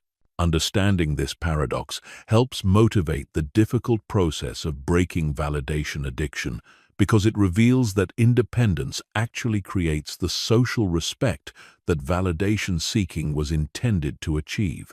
The final step is developing what I call contribution-based worth. Instead of deriving self-worth from social approval, you learn to derive it from the value you create for others and the progress you make toward meaningful objectives. Your sense of worth becomes tied to your contributions rather than other people's reactions to those contributions. Contribution-based worth is more sustainable than approval-based worth because it's under your control and aligned with meaningful achievement rather than superficial social dynamics. When your self-worth is based on the value you create, you naturally focus on developing capabilities and producing results rather than managing impressions. Chapter 13. The Silent Warrior's Daily Operating System. Creating sustainable excellence while working in silence requires a completely different daily operating system than the reactive, socially driven approaches that most people use to structure their days. The Silent Warrior's operating system is designed around deep work, internal metrics, and systematic progress rather than social interaction, external validation, and reactive problem-solving. This operating system isn't just a schedule or a set of habits. It's a comprehensive framework that coordinates your energy, attention, priorities, and recovery to create consistent high-level performance over extended periods. It's designed to function independently of external motivation, social support, or favorable circumstances. The foundation of the Silent Warrior's operating system is what I call intentional awakening. Most people begin their days reactively, immediately checking their phones, responding to messages, or consuming news and social media. This reactive beginning sets a pattern of external responsiveness that continues throughout the day, making deep work and independent thinking difficult to achieve. Intentional awakening involves beginning each day with a period of internal orientation before engaging with any external inputs. This might include meditation, journaling, exercise, reading, or simply quiet reflection. The specific activities matter less than the principle of starting your day from internal intention rather than external reaction.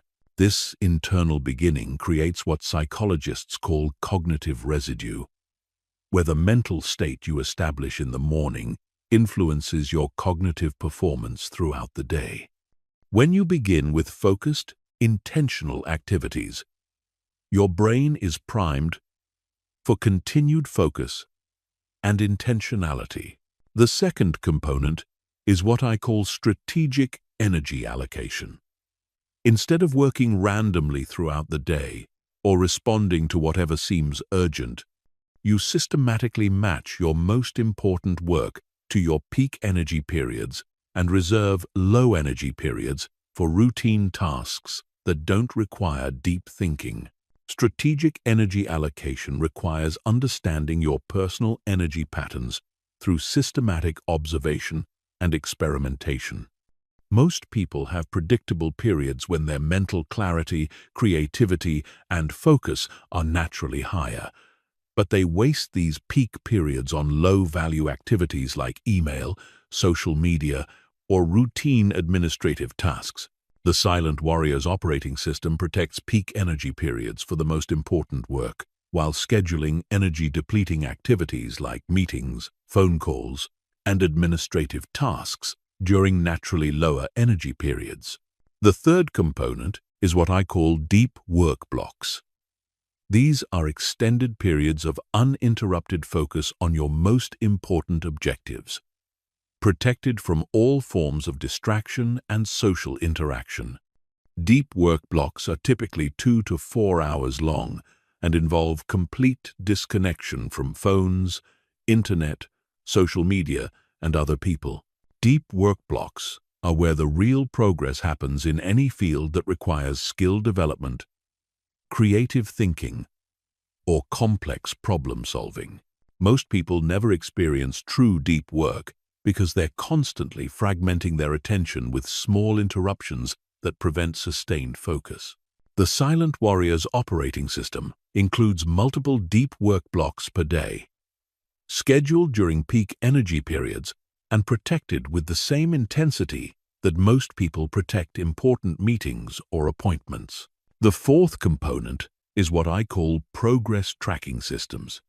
Instead of measuring your day's success by social interactions, external recognition, or busy work completion, you systematically track progress on your most important long-term objectives using specific, measurable criteria. Progress tracking systems include daily metrics that indicate whether you're moving toward your goals, weekly reviews that assess overall progress and identify needed adjustments, and monthly evaluations that examine whether your systems and strategies are producing the desired results.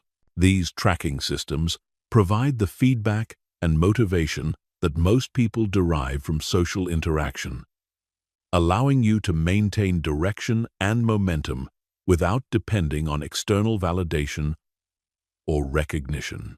The fifth component is what I call systematic recovery. Working in silence for extended periods requires more intensive recovery practices than typical social work, because you don't get the natural mental breaks that come from conversation, meetings, and social interaction. Systematic recovery includes physical practices like exercise, sleep optimization, and nutrition management. Mental practices like meditation, reading, and creative activities, and emotional practices like solitude, nature exposure, and activities that provide genuine pleasure and relaxation. The key to systematic recovery is treating it as seriously as you treat your work, with specific time allocations, performance standards, and systematic improvement efforts. Recovery isn't just time off from work. It's active investment in your capacity for sustained high performance. The sixth component is what I call strategic social interaction. While the Silent Warrior minimizes social interaction during work periods, strategic social interaction involves deliberately scheduling specific types of social contact that support your objectives and well-being. Strategic social interaction might include conversations with mentors who can provide valuable guidance, collaboration with people who share your objectives, or relationships that provide emotional support and perspective. The key is being intentional about social interaction rather than using it as a distraction or procrastination tool. This intentional approach to social contact ensures that your relationships support rather than undermine your ability to work effectively in silence, while preventing the isolation and loneliness that can derail solo efforts. The seventh component is what I call adaptive optimization. The Silent Warrior's operating system includes regular evaluation and refinement processes that allow you to improve your systems based on experience and changing circumstances. Adaptive optimization involves systematic experimentation with different approaches, measurement of results from these experiments, and implementation of improvements based on evidence rather than assumptions or habits. This continuous improvement approach ensures that your operating system becomes more effective over time rather than becoming a rigid routine that loses effectiveness as your skills and circumstances change. The eighth component is what I call contingency planning. Working in silence means you can't rely on other people to help you handle obstacles, setbacks, or unexpected challenges. Your operating system must include predetermined responses to common problems that allow you to maintain momentum even when things don't go according to plan.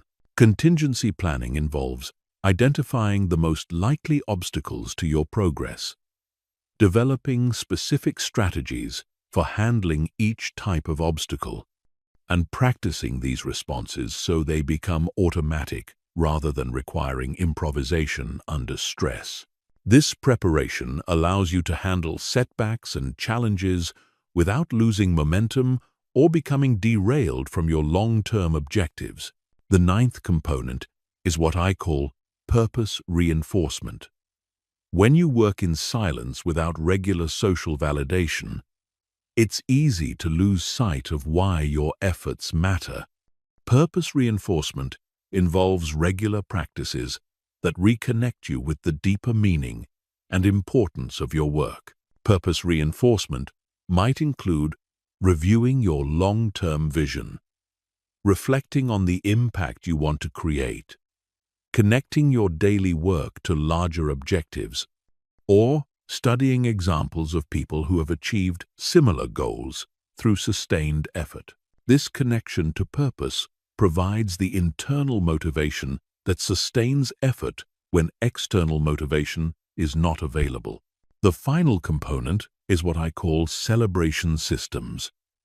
Most people celebrate achievements through social recognition and external validation. The Silent Warrior's operating system includes systematic celebration of progress and achievements that don't depend on other people's awareness or approval. Celebration systems might include personal rewards for achieving milestones, reflection practices that acknowledge your progress, or activities that mark significant achievements in meaningful ways. These celebration practices provide positive reinforcement for your efforts and help maintain motivation during long-term projects, where results may not be immediately visible to others. Chapter 14. Advanced Strategies for Mental Resilience. Mental resilience while working in silence requires a different psychological skill set than resilience in social environments. When you work alone for extended periods, you don't have the natural resilience boosters that come from social support, shared challenges, and external encouragement. You must develop internal resources that can sustain you through difficulties, setbacks, and the inevitable periods of doubt and discouragement that accompany ambitious solo work. The first advanced strategy is what I call cognitive armor development. This involves systematically building mental models and thought patterns that protect you from the psychological attacks that undermine solo work efforts. These attacks usually come from your own mind in the form of self-doubt, comparison to others, fear of failure, or questioning whether your efforts are worthwhile. Cognitive armor development begins with understanding the predictable patterns of negative thinking that arise during solo work. These patterns include catastrophic thinking about potential failures, comparative thinking about other people's apparent success, perfectionist thinking that makes any imperfection feel like complete failure, and victim thinking that blames external circumstances for internal problems. Once you understand these patterns, you can develop specific counter-arguments and alternative perspectives that neutralize their psychological impact. This isn't positive thinking or self-deception. It's rational analysis that provides accurate perspective during periods when your thinking becomes distorted by stress, fatigue, or isolation. Cognitive armor includes prepared responses to common internal attacks like, "You're not making progress fast enough," "Other people are more successful than you," "You don't have what it takes," or "This effort isn't worth it." Having rational, evidence-based responses to these thoughts allows you to quickly restore accurate perspective without being derailed by temporary negative thinking. The second strategy is what I call stress inoculation training. This involves deliberately exposing yourself to controlled stress and discomfort while practicing resilience skills, gradually building your capacity to maintain performance under increasingly difficult conditions. Stress inoculation might involve deliberately choosing harder projects than necessary, setting tight deadlines that create productive pressure, working in less than ideal conditions, or practicing important skills when you're tired or distracted. The principle behind stress inoculation is that resilience is built through experience with manageable challenges rather than through avoiding all stress and discomfort. When you practice maintaining performance under controlled stress, you develop confidence in your ability to handle unexpected stress that naturally arises in ambitious work. Stress inoculation also includes mental rehearsal of difficult scenarios. Imagining how you would respond to setbacks, failures, or unexpected obstacles. This mental preparation reduces the psychological shock of actual difficulties and helps you respond more effectively when challenges arise. The third strategy is developing what psychologists call psychological flexibility. This is the ability to adapt your mental approach based on changing circumstances while maintaining core objectives and values. Most people become psychologically rigid when working alone, sticking to approaches that aren't working because they lack external input that might suggest alternative strategies. Psychological flexibility involves regularly questioning your assumptions about what methods are necessary or effective, experimenting with different approaches to the same objectives, and being willing to change strategies based on results rather than attachment to particular methods. This flexibility extends to emotional regulation, where you learn to adapt your emotional responses based on what's most effective for the situation, rather than simply reacting based on immediate feelings. Sometimes situations require optimism and enthusiasm. Sometimes they require sober realism and careful analysis. And sometimes they require patient persistence despite temporary setbacks. The fourth strategy is what I call adversity reframing. Instead of viewing setbacks, failures, and obstacles as problems to be avoided, you learn to see them as valuable information and opportunities for development that are essential parts of any meaningful achievement process. Adversity reframing involves developing the mental habit of asking productive questions when things go wrong. What can I learn from this? How can this make me stronger? What opportunities might this create? How can I use this experience to improve my approach? This reframing doesn't mean becoming unrealistically positive about genuine problems. It means focusing your mental energy on productive responses rather than dwelling on the negative aspects of difficult situations. Adversity reframing also includes understanding that all significant achievements involve periods of struggle, confusion, and apparent lack of progress. These periods aren't signs that you're doing something wrong. They're normal parts of the achievement process that require persistence rather than course correction. The fifth strategy is developing what I call internal anchor points. These are core beliefs, values, and identity elements that remain stable regardless of external circumstances or temporary results. When you work in silence, you don't have the external anchors that most people use to maintain psychological stability during difficult periods. Internal anchor points might include commitment to specific values like integrity or excellence, belief in your capacity for growth and learning, or identity as someone who persists through difficulties. These anchor points provide psychological stability when external results are disappointing or uncertain. The strength of your internal anchor points determines how much external turbulence you can tolerate without losing psychological equilibrium. Strong anchor points allow you to maintain perspective and continue productive effort, even when results are slow, feedback is absent, or progress is unclear. The sixth strategy is what I call resilience cycling. This involves understanding that resilience isn't a constant state, but a dynamic process that requires regular renewal through specific practices and experiences. Resilience cycling includes recognition that your psychological resources naturally fluctuate based on factors like energy levels, recent experiences, and external stresses. Instead of expecting constant resilience, you learn to recognize when your resilience is low and take specific actions to restore it. Resilience restoration might involve physical practices like exercise or sleep, mental practices like meditation or reading, emotional practices like solitude or creative activities, or spiritual practices like reflection on purpose and meaning. The seventh strategy is developing what researchers call post-traumatic growth mindset.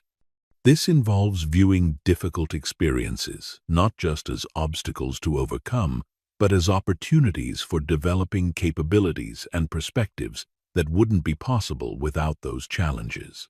Post-traumatic growth mindset includes appreciation for the ways that working through difficulties develops psychological strength, wisdom, and empathy that become valuable resources for future challenges.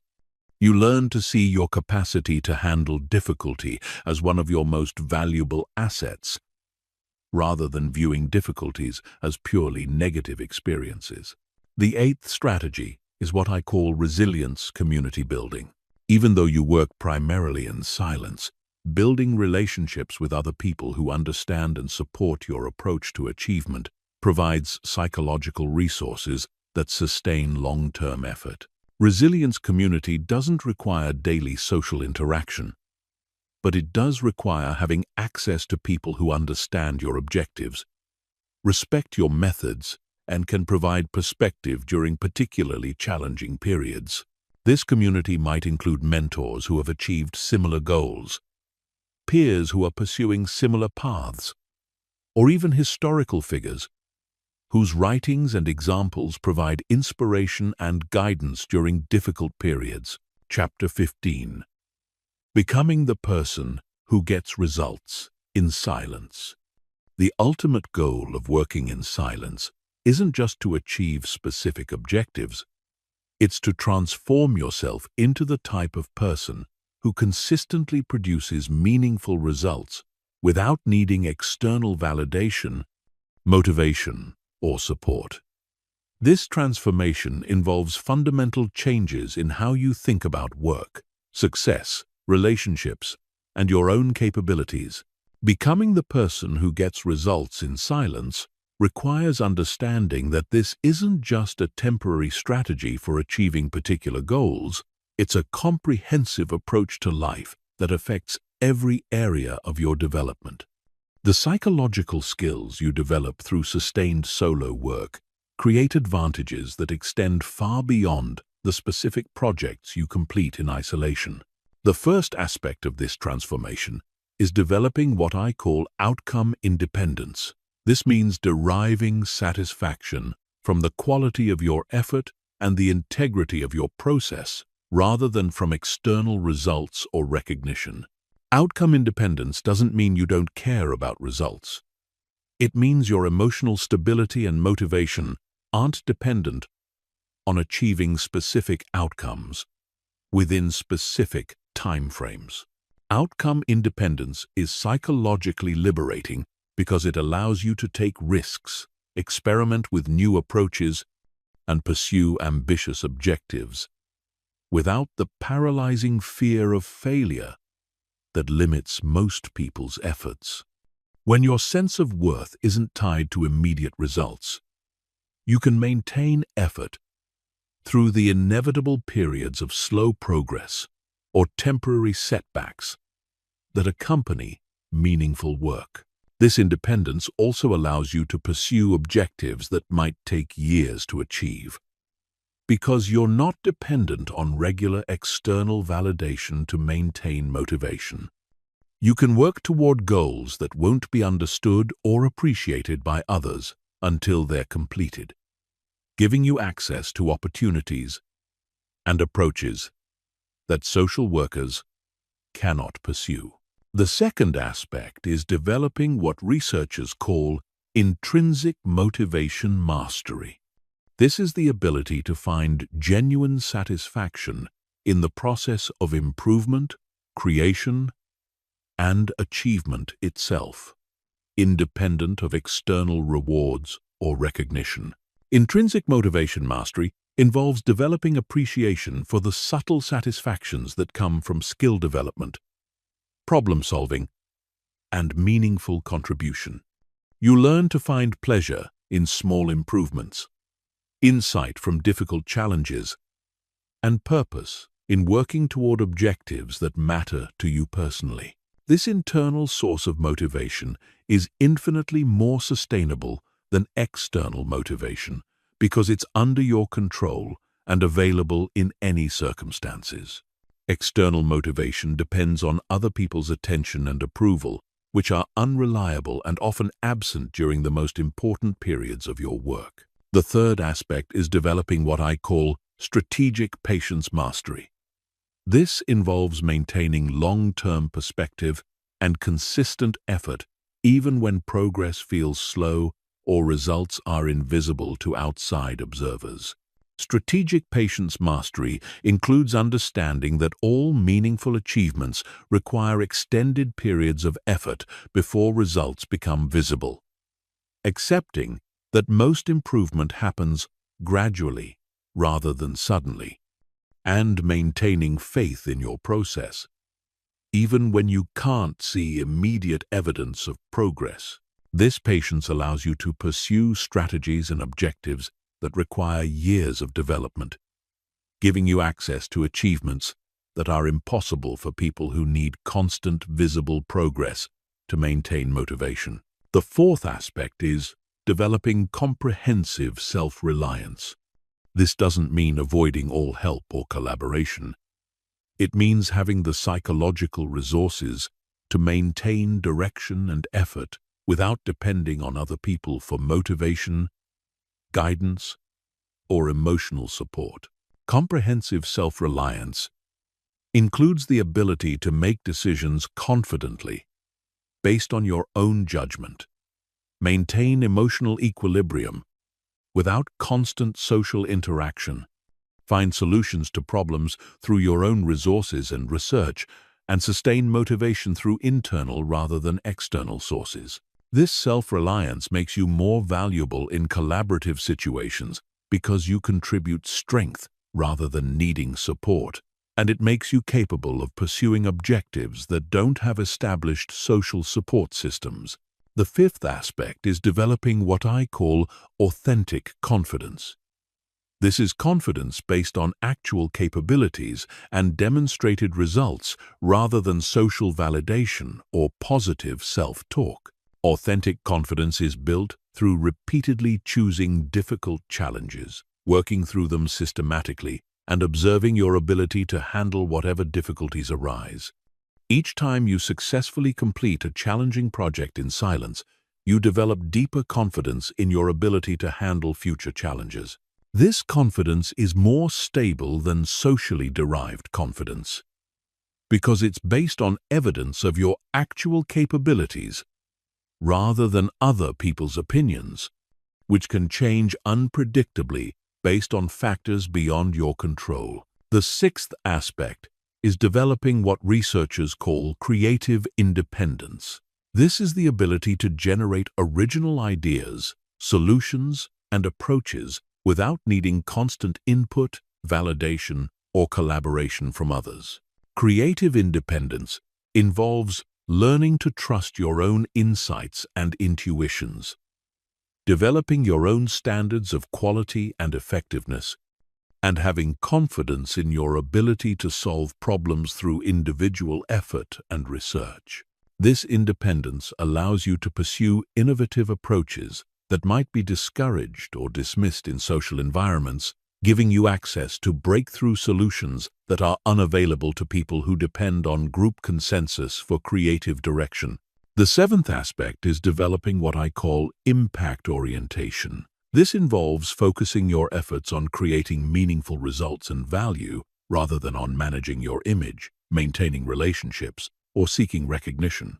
Impact orientation means measuring your success by the actual difference you make rather than by social metrics like popularity, recognition, or approval.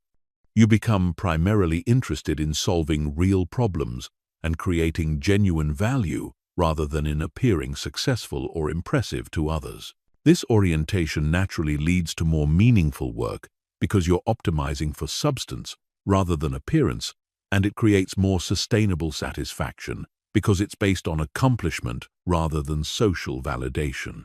The eighth aspect is developing what I call systematic excellence.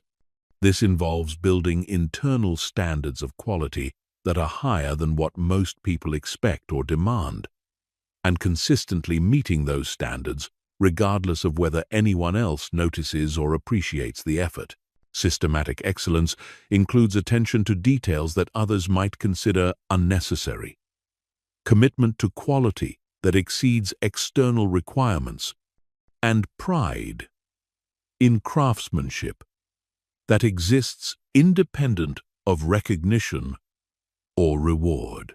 This commitment to excellence becomes a source of deep personal satisfaction and creates compounding advantages over time as your consistently high standards produce consistently superior results. The final aspect of becoming the person who gets results in silence is understanding that this transformation creates a completely different relationship with success itself.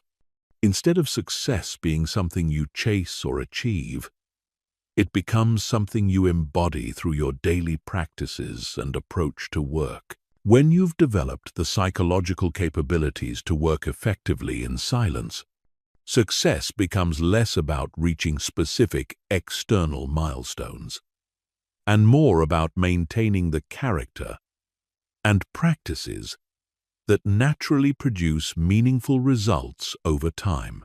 You become successful not by achieving particular goals, but by becoming the type of person who consistently creates value and achieves objectives regardless of circumstances. This transformation is permanent because it's based on developed capabilities rather than external conditions. Once you've learned to work effectively in silence, to find satisfaction in meaningful effort, and to maintain direction without external validation, these capabilities remain available regardless of what specific challenges or opportunities you encounter in the future. The person who gets results in silence has developed the ultimate competitive advantage, the ability to produce meaningful outcomes regardless of external support, recognition, or favorable circumstances. This makes you anti-fragile in a world where most people's performance depends on external factors beyond their control.